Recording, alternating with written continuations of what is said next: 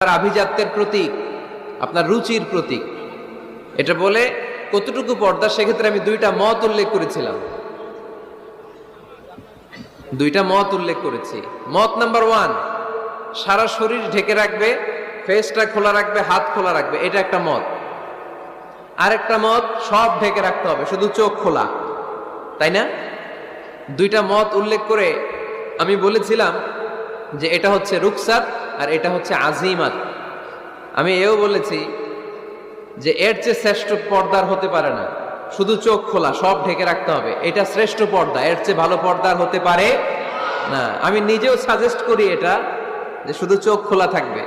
আবার ওই প্রশ্নের উত্তরে এও বলেছি চেহারা হচ্ছে সৌন্দর্যের রাজধানী, চেহারাই যদি দেখা হয়ে যায় তো সব দেখা হয়ে যায়, এজন্য এটা আমি সাজেস্ট করেছি।